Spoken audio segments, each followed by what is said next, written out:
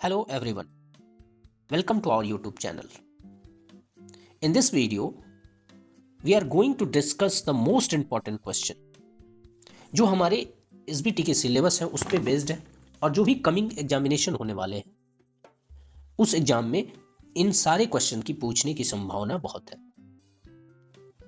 अब रही बात कि ये क्वेश्चन हम क्या किए हैं कि जो भी SBT का पैटर्न है उस पैटर्न को समझते हुए रिपीटेड टॉपिक्स जो आते हैं एग्जाम में हमेशा पूछे जाते हैं उसको आधार बना के और कॉन्सेप्ट वाइज जो भी वेटेज है हर चैप्टर का उसके आधार पे इसको हम लोग सेलेक्ट किए। If you are prepare this question properly you will be exam ready for long questions और साथ साथ जो भी ऑब्जेक्टिव क्वेश्चंस भी है वो भी आप यहां से समझ सकते हैं। अब बेसिकली क्या करेंगे कि इस सब्जेक्ट में बेसिक बात समझेंगे कुछ एग्जाम्पल के तौर तरीके से ताकि इस सब्जेक्ट को समझना आसान है और क्या क्या पढ़ना है उसके बारे में हम लोग डिस्कस करें। जैसे कि पहला टॉपिक जो पढ़ना है वो जनरेशन ऑफ इलेक्ट्रिकल पावर पढ़ना। यानी अगर मान लिया कि सोचिए कि कोई भी रेलवे है, अगर रेलवे इंजन है, रेलवे इंजन को चलाने के लिए कोई ना कोई चीज इलेक्ट्रिसिटी की जरूरत पड़ती है या उसमें डीजल के द्वारा वो चलती है।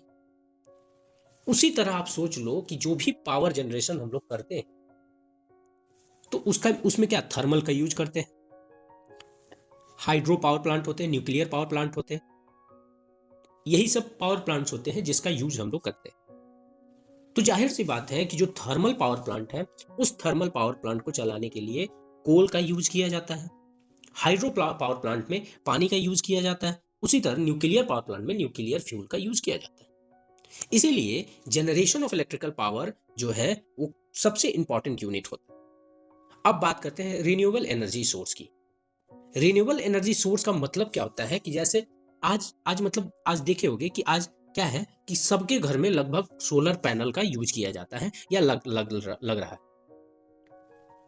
बहुत सारे गांवों में क्या देखते हैं, विंड मिल दिखता होगा आपको, बहुत सारे जगह विंड मिल से इलेक्ट्रिसिटी को जनरेट किया जाता है और ये सारे के सारे क्या है, रिन्यूएबल एनर्जी सोर्स है। अब ये रिन्यूएबल एनर्जी सोर्स क्या होता है कि एक तो फ्री एनर्जी होती है, दूसरा पॉल्यूशन इसमें बड़ी काफी कम होता है और ये फ्यूचर के लिए काफी बेस्ट होता है।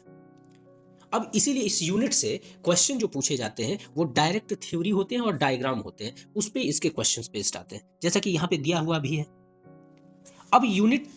अब next transmission of electrical power, यानी अगर पावर जनरेट हो रही है तो उसको एक स्थान से दूसरे स्थान ले जाना भी होता है। जैसे कि एक हाईवे है और हाईवे के बाद फिर गली में जो रोड होता है, मोहल्ला होता है, यानी ट्रांसमिशन और फिर उसको डिस्ट्रीब्यूट करना होता है। यानी यहां पे अब क्या किया जाएगा कि अगर मान लिया कि डिस्टेंस ज्यादा है तो जाहिर सी बात है कि वोल्टेज ड्रॉप भी ज्यादा होगा। इसीलिए ट्रांसमिशन एंड डिस्ट्रीब्यूशन बहुत ही इंपॉर्टेंट टॉपिक हो जाता है।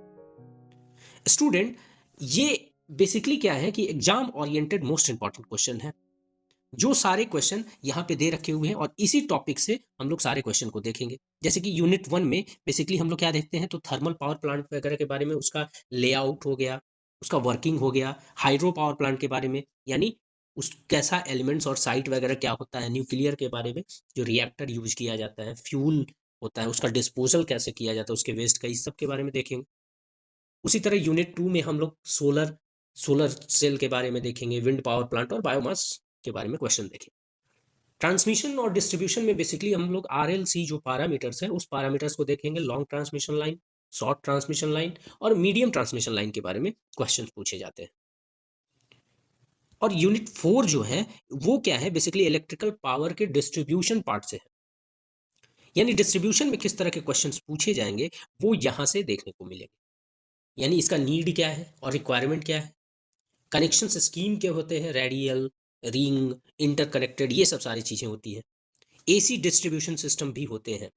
उसी तरह अगर यूनिट 5 में देखा जाए तो हम लोग बेसिकली कोई भी कॉन्सेप्ट्स को पढ़ेंगे और इन सब कॉन्सेप्ट के द्वारा हम लोग ये टॉपिक को खत्म करेंगे। यानी अगर फाइनली देखा जाए तो अगर आप इस क्वेश्चन को अच्छे से प्रिपेयर कर लेते हो, दूसरा इसमें करना क्या है, एक तो डायग्राम इसमें क्लियर होना चाहिए सब्जेक्ट में, और कॉन्सेप्ट समझने पर बेसिकली क्या होता है कि कॉन्सेप्ट समझो, दूसरा डायग्राम को अच्छे से प्रैक्टिस करो और आंसर का प्रेजेंटेशन जो होना चाहिए उस पर मेन फोकस होना चाहिए। यानी इस टॉपिक में बहुत अच्छे तरीका से अगर इन सब सारे क्वेश्चंस को इन 3-4 पॉइंट पे डिस्कशन कर लिया जाए तो इस ये टॉपिक काफ़ी आसान हो जाती है। So thank you so much, मिलते हैं अगले क्लास में।